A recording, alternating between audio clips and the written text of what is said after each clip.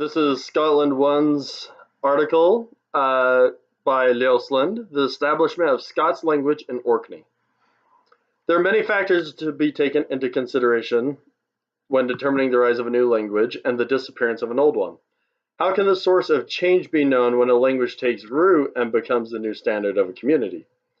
The author of this article, Ragnhild Ljosland, attempts to show how and when the Scots language became established in the Orkney Islands by presenting some societal factors as well as linguistic factors to support his claims.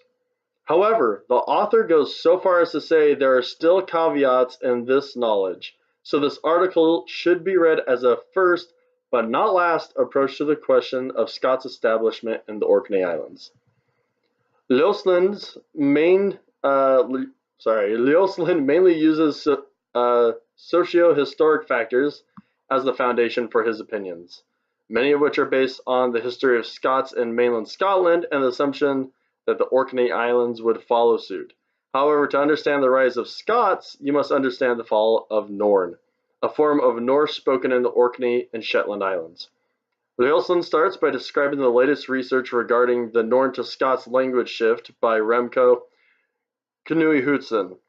Knooihuizen argues that the last generation using and teaching their children Norn were born around 1700. Ljosland's belief is that the cause of language death has roots going back much further than the last generations of speakers of the language, and the Norn-to-Scots transition started as early as the 12th century.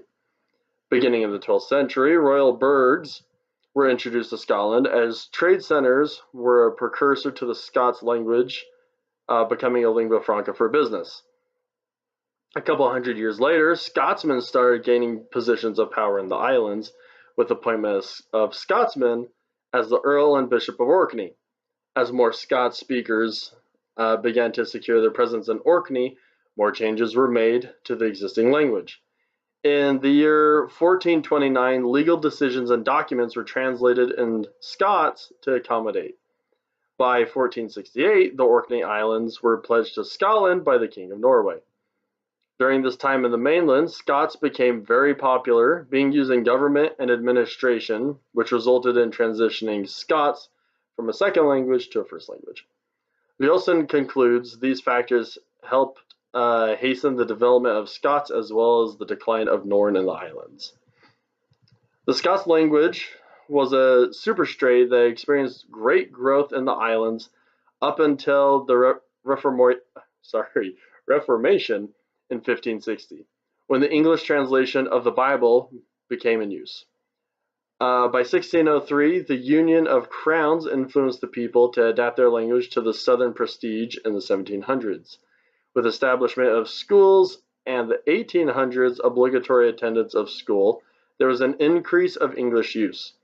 This exposure to English led to dialectalization of Scots and, what some argued, the death of Norn.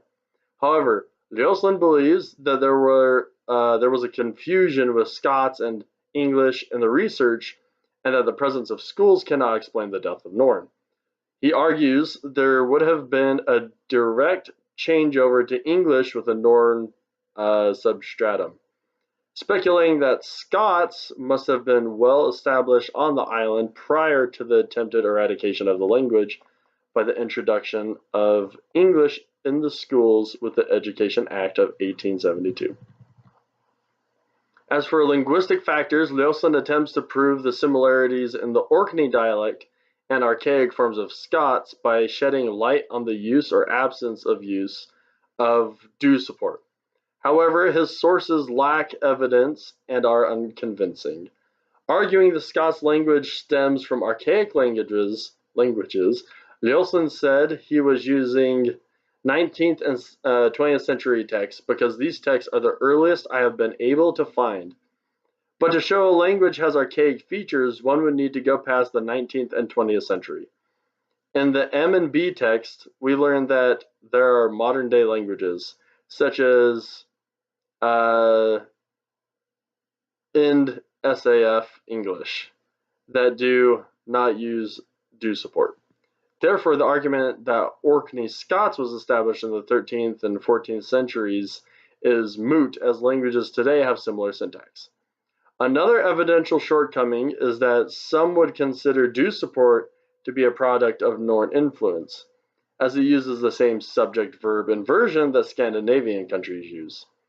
Ljosland's final evidential inadequacy is when referring to Ellegard's graph showing the growth of do support in Middle English, inferring that the Norn-to-Scots language shift is similar.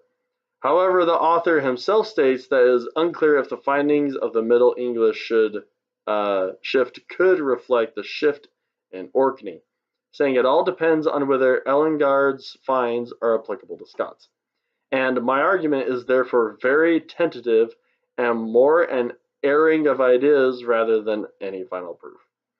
Then, when attempting to show a lack of do support in negative declaratives, he states that he drew some of his examples from a fictional text set in the 1670s.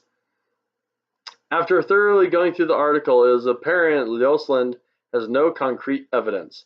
Most of his arguments are based on speculation of research done by others for different language shifts and evolutions. In order to prove the time frame of Scots establishment in Orkney, real data and accurate research is needed.